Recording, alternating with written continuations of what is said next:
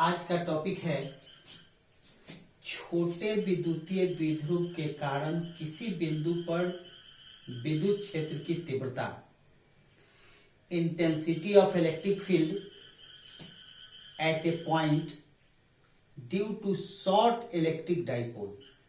छोटा electric dipole के कारण, शॉर्ट इलेक्ट्रिक डाइपोल के कारण किसी पॉइंट पर इंटेंसिटी ऑफ इलेक्ट्रिक फील्ड क्या होगा। तो मान लीजिए कि यह इलेक्ट्रिक डाइपोल है AB एक इलेक्ट्रिक डाइपोल है जिसके A और B पॉइंट्स पर दोनों चार्ज है और इसका लेंथ जो है वह 2a है। लेंथ क्या है? 2a है। इसके मिडिल पॉइंट O से, इसके मिडिल पॉइंट O से स्मॉल r डिस्टेंस पर कोई पॉइंट P है। स्मॉल r डिस्टेंस पर कोई पॉइंट P है जहां पर इंटेंसिटी ऑफ इलेक्ट्रिक फील्ड मालूम करना है, प्राप्त करना है। ये पॉइंट P है, ठीक है। ये डिस्टेंस r है, ये एंगल थीटा है, ठीक है। ये एंगल थीटा है। यहां पर P के बगल में r थीटा लिखा हुआ है। इसको हम लोग पोलर कोऑर्डिनेट कहते हैं, मैथ में पढ़िएगा डिटेल। r डिस्टेंस हो गया और जिस लाइन पर यह पॉइंट है उस लाइन के द्वारा एक्सिस से थीटा एंगल बना है। इस पॉइंट P पर कितना इंटेंसिटी ऑफ इलेक्ट्रिक फील्ड होगा, ठीक है। तो आप फिगर बनाइए, हम यहां लिखना शुरू करते हैं। Let AB is an electric dipole,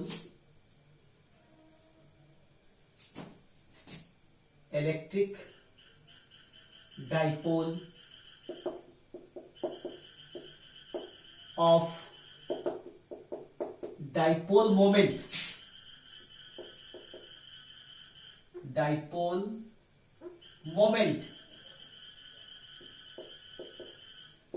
vector P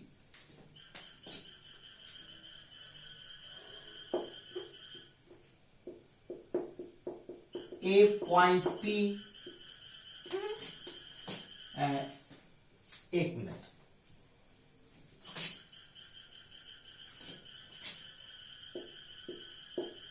we have to calculate intensity of electric field due to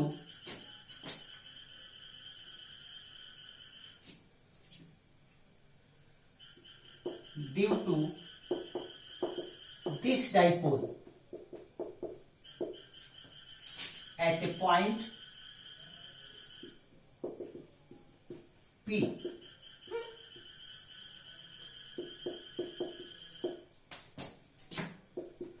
lies at distance r from the middle point of the dipole, ठीक है। ये एक इलेक्ट्रिक डाइपोल है जिसका dipole moment vector P है और ये vector P यहां पर दिखा देते हैं। डाइपोल मोमेंट वेक्टर P है। इस डाइपोल के कारण किसी पॉइंट P पर, कैपिटल P पॉइंट है, इंटेंसिटी ऑफ इलेक्ट्रिक फील्ड क्या होगा? जिस पॉइंट P का डिस्टेंस है स्मॉल r। इस थीटा का मीनिंग क्या है? जिस लाइन पर पॉइंट P है वह लाइन एक्सिस से थीटा एंगल बना रहा है, चलिए इसको नोट कर लीजिए पहले।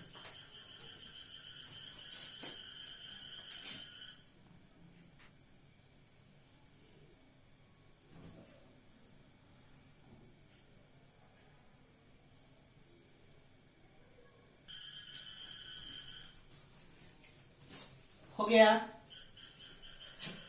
अब क्या करेंगे, यह पॉइंट ना एक्सियल लाइन पर है और ना ही इक्वेटोरियल लाइन पर है, तो इसके लिए हम लोग क्या करेंगे, ये जो वेक्टर P है, जो लाइन OP से थीटा एंगल बना रहा है, वेक्टर P का डायरेक्शन किधर है, स्मॉल p का डायरेक्शन किधर है, -q से +q की ओर, यानी A से B की ओर। इस वेक्टर P को हम लोग दो भाग में रिजॉल्व करेंगे। क्या करेंगे, दो भाग में रिजॉल्व करेंगे, यानी दो भाग में विघटित करेंगे, तोड़ेंगे। तो हम आपको वेक्टर में बता चुके हैं, क्या बताए थे, कोई वेक्टर A जिस डायरेक्शन से एंगल बना रहा है उस डायरेक्शन में कंपोनेंट क्या होगा, A cos थीटा, और दूसरा कंपोनेंट क्या होगा, A sin थीटा। कई बार बता चुके हैं। यह वेक्टर A जिस डायरेक्शन से एंगल बनाया उस डायरेक्शन में कंपोनेंट है A cos थीटा, और जिस डायरेक्शन से एंगल नहीं बनाया वह कंपोनेंट है A sin थीटा। उसी तरीके से यह वेक्टर P जिसका डायरेक्शन A से B की ओर है, इसको दो भाग में हम लोग रिजॉल्व कर रहे हैं। एक भाग होगा along OP,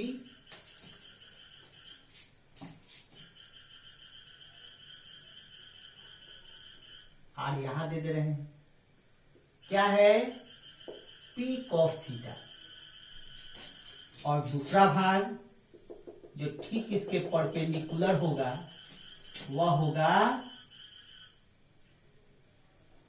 P sin theta.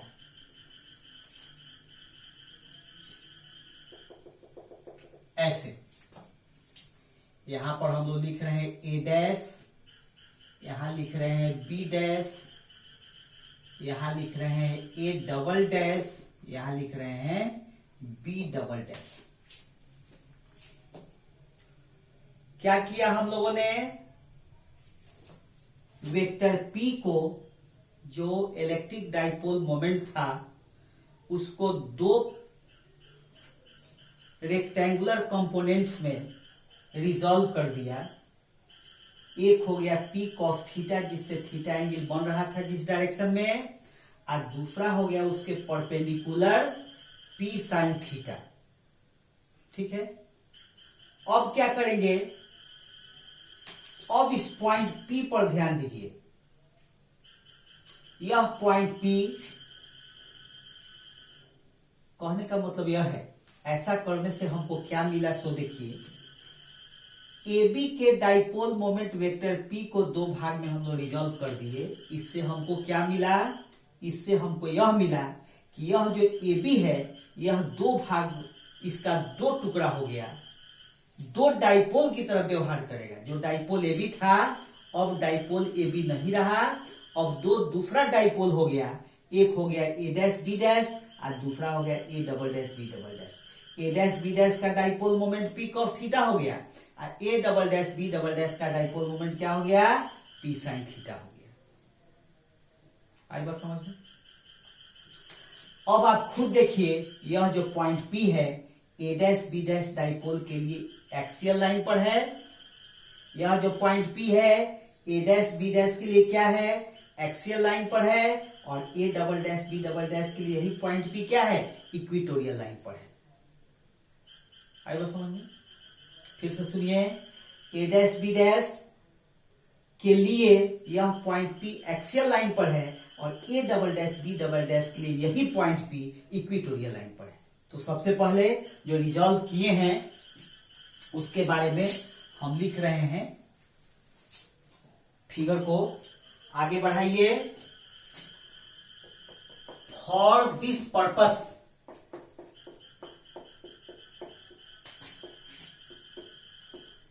the dipole moment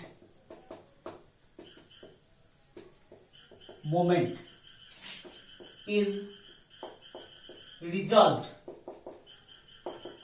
into two components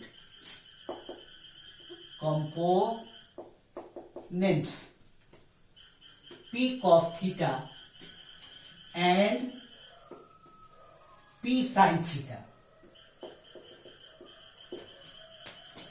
Thus, the electric dipole acts as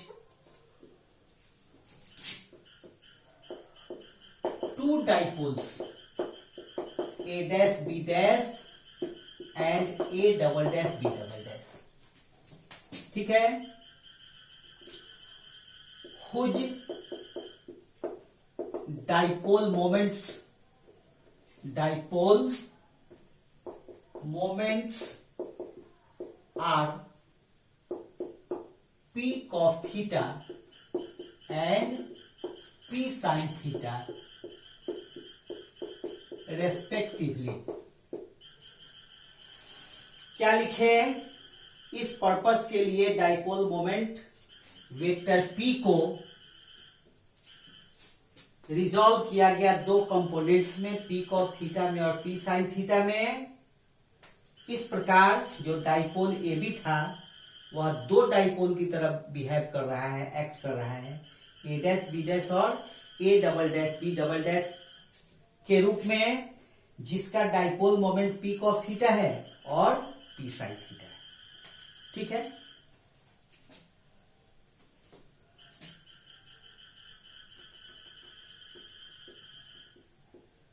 इसके लिए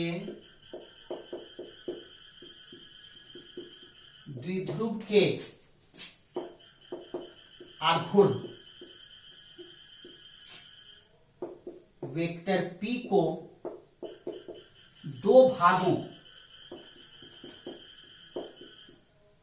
P cos थीटा तथा P sin थीटा में विघटित किया जाता है.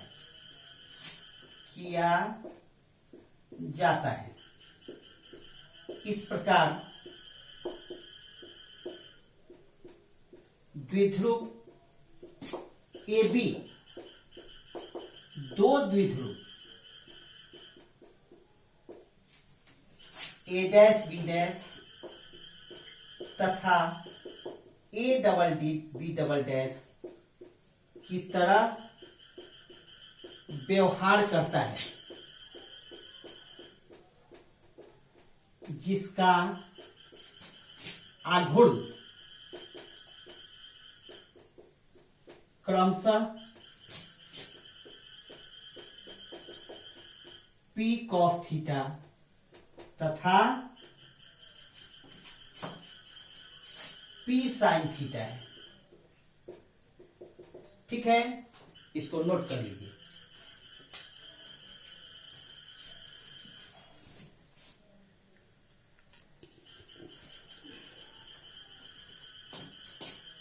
Now point P lies on the axial line of the electric dipole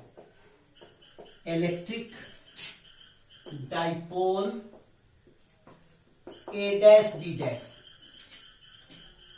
अब बिंदु P द्विध्रुव A डैश B डैश के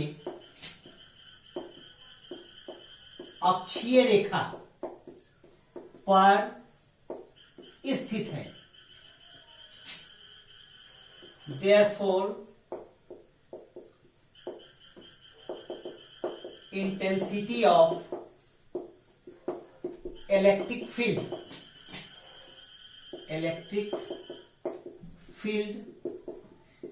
at point P due to dipole A B sorry A dash B dash, अतः द्विध्रुव ए डैश बी डैश के कारण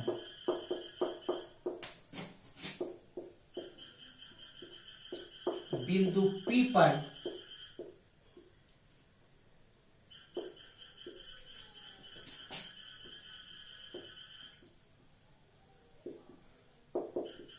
विद्युत क्षेत्र की तीव्रता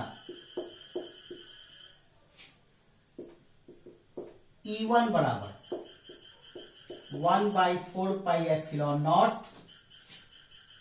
ठीक है, क्या होगा 2p cos theta by R Q. क्या था एक्सेल लाइन के लिए formula 2p by R Q, लेकिन यहां पर p की जगह क्या हो जाएगा p cos थीटा हो जाएगा, इतना ही अंतर है। ठीक है, और इसका डायरेक्शन किधर होगा, एक्सेल लाइन पर क्या बताए थे डायरेक्शन आउटवर्ड, एक्सेल लाइन पर डायरेक्शन क्या था आउटवर्ड था, यानी कि E1 का डायरेक्शन किधर होगा आउटवर्ड होगा अलोंग लाइन ओपी।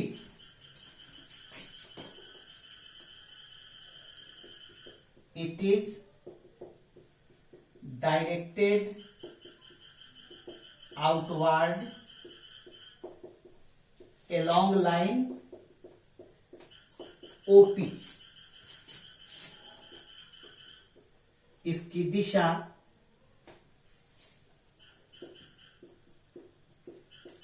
दिशा रेखा OP की दिशा में बाहर की ओर होगी, बाहर की ओर होगी। चलिए इसको नोट कर लीजिए।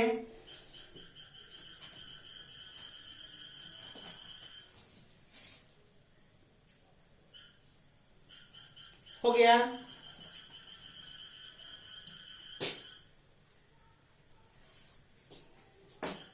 और end point P lies on the equatorial line of the electric dipole A double dash B double dash. यही point P A dash B dash के लिए एक्सियल लाइन पर था, और यही point P A double dash B double dash के लिए क्या है इक्वेटोरियल लाइन पर है। End point P lies on the equatorial line of the dipole A double dash B double dash. अब बिंदु P द्विध्रुव A double dash B double dash के निरक्षीय रेखा पर है, निरक्षीय रेखा पर स्थित है। Therefore intensity of electric field at point P due to dipole A double dash B double dash. अतः द्विध्रुव A double dash B double dash के कारण बिंदु P पर विद्युत क्षेत्र की तीव्रता, जिसको हम E2 मान लिए, तो इक्वेटोरियल लाइन के लिए क्या बताए थे कल 1/4πε0 P बाई आर क्यू। तो यहां P के जगह पर क्या हो जाएगा P साइन थीटा हो जाएगा, P की जगह क्या हो जाएगा P साइन थीटा हो जाएगा। और इसका डायरेक्शन किधर होगा, it is directed opposite to the direction of dipole moment. A double dash B double dash के डाइपोल मोमेंट का डायरेक्शन किधर है A double dash B double dash, A double dash से बी डबल डैश की ओर। तो ठीक इसके अपोजिट डायरेक्शन में हो जाएगा इंटेंसिटी ऑफ इलेक्ट्रिक फील्ड का डायरेक्शन, जिसको ऐसे आप दिखा सकते हैं E2। ठीक है, इसकी दिशा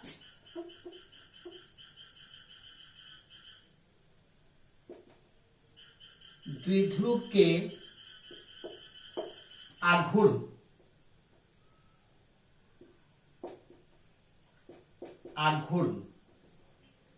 की दिशा के विपरीत होगी। इट इज डायरेक्टेड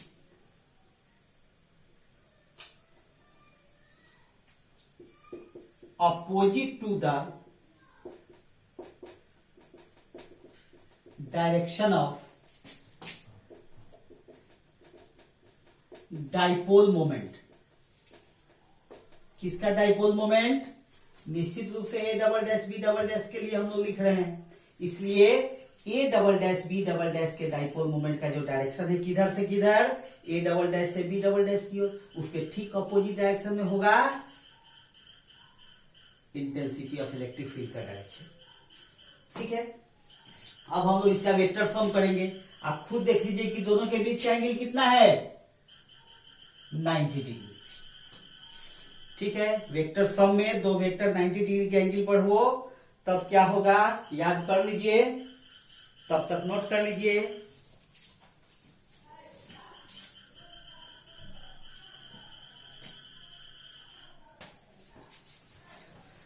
हो गया।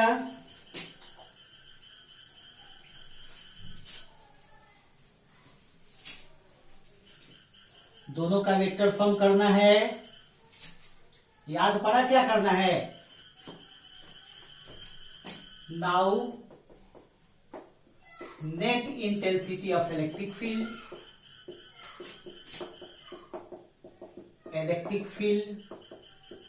Eight point P।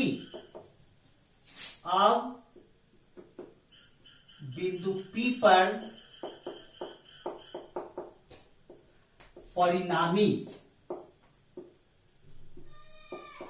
विद्युत क्षेत्र की तीव्रता क्या होगा, E बराबर क्या था 90 डिग्री के एंगल पर, R equal to A square plus B square plus 2ab cos theta. जब थीटा 90 होगा तो क्या होगा, कॉस 90 जीरो होता है। जब थीटा 90 होगा तो क्या होगा, कॉस 90 जीरो होता है। ये पूरा क्वांटिटी जीरो हो जाएगा तो थीटा 90 पर क्या होगा, थीटा 90 तो R क्या होगा, रूट अंडर ए स्क्वायर प्लस बी स्क्वायर। यह फॉर्मूला वेक्टर में पढ़ चुके हैं, उसी का हम लोग यूज करेंगे। क्या होगा, खुद देख लीजिए, E1 square plus E2 square. अब देखिए क्या करेंगे, 1/4 pi epsilon nought 2p sine theta by RQ का whole square, sorry 2p cos theta, और यहां क्या होगा 1/4 pi epsilon nought p sine theta by RQ का होल स्क्वायर। ठीक है, क्या करेंगे सो देखिए, अंदर में 1/4 पाई एप्सिलॉन नॉट का होल स्क्वायर कॉमन है। रूट के अंदर में क्या है, खूब ठीक से देखिए, 1/4 पाई एप्सिलॉन नॉट का होल स्क्वायर अंदर में कॉमन है, दोनों में रूट के बाहर आएगा तो क्या हो जाएगा, 1/4 पाई एप्सिलॉन नॉट कॉमन हो जाएगा। अंदर में पी स्क्वायर कॉमन है, अंदर में क्या है, पी स्क्वायर कॉमन है, बाहर निकालेंगे तो केवल पी कॉमन हो जाएगा।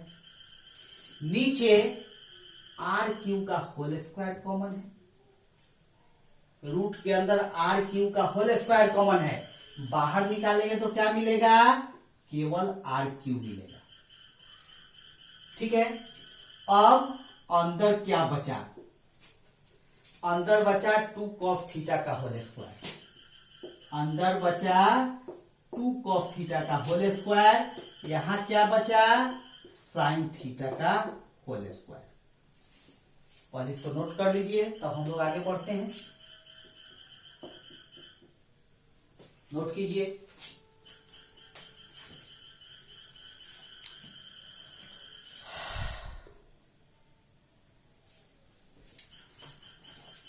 नोट कर लीजिए, कर लिए नोट, आगे बढ़िए।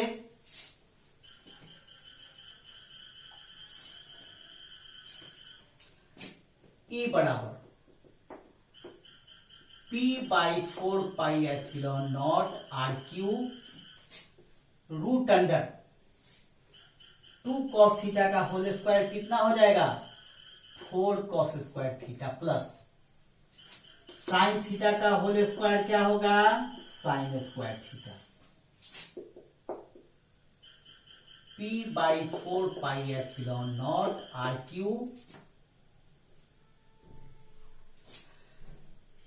4 cos स्क्वायर थीटा में से एक cos स्क्वायर थीटा इसमें ऐड करेंगे हम लोग cos square theta plus sine square theta क्या होता है 1 होता है तो यहां क्या बचेगा 3 cos स्क्वायर थीटा प्लस 1 यही इंटेंसिटी ऑफ इलेक्ट्रिक फील्ड हो गया कहां पर किसी पॉइंट P पर जो r डिस्टेंस पर है मिडिल पॉइंट से जिस लाइन पर वह पॉइंट है वह लाइन डाइपोल AB के एक्सिस से थीटा एंगल बनाते हुए ठीक है एक स्टार का चिन्ह दीजिए इफ द पॉइंट P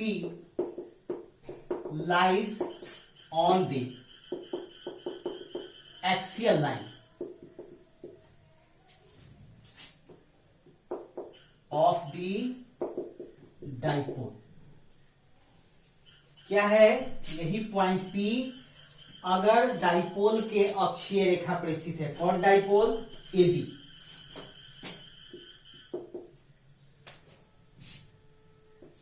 यदि बिंदु P द्विध्रुव AB के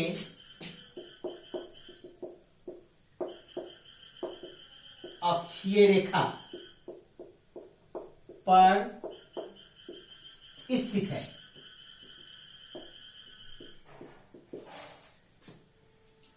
तब देन यह पॉइंट P अगर इस एक्सियल लाइन पर स्थित होगा इस लाइन पर स्थित होगा तो ये थीटा कितना हो जाएगा 0 क्या होगा देन थीटा कितना होगा 0 इसलिए E का वैल्यू कितना होगा P/4πε0 RQ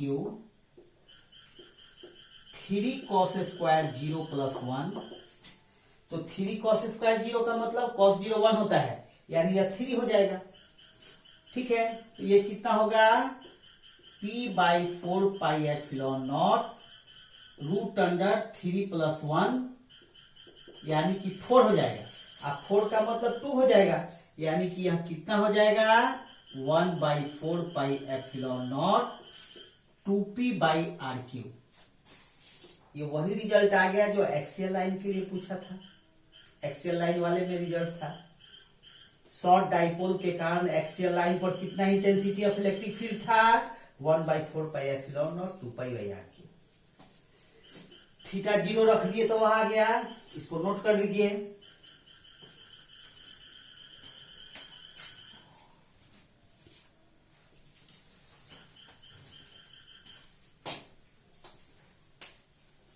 नोट कर लिए अब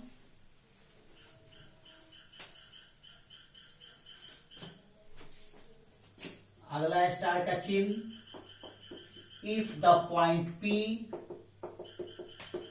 lies on the equatorial line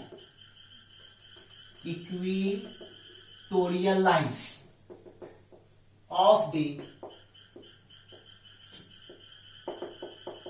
dipole AB यदि बिंदु P द्विध्रुव AB के निरक्षीय रेखा पर स्थित है निरक्षीय रेखा क्या था ये था अगर इस पॉइंट पर यह पॉइंट P चलाएगा इस लाइन पर तो थीटा बढ़ के कितना हो जाएगा 90 डिग्री हो जाएगा देख लीजिए ये इक्वेटोरियल लाइन है निरक्षीय रेखा है इक्वेटोरियल लाइन पर अगर यह पॉइंट P चला आएगा तब यह थीटा बढ़ के कितना हो जाएगा 90 डिग्री इक्वेटोरियल लाइन पर थीटा कितना हो गया 90 डिग्री।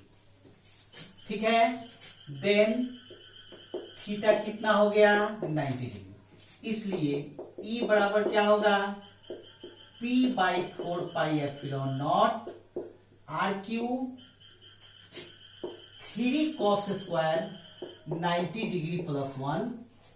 cos 90 कितना होता है 0, तो ये 0 हो जाएगा, तो पूरा को 0 कर दिया। cos 90 0 हो गया तो पूरा 0 हो गया। 0 हो गया तो क्या होगा, रूट के अंदर 1 बचा, तो 1 का रूट क्या होगा 1 ही होगा। यानी कि E बराबर 1/4 P/RQ।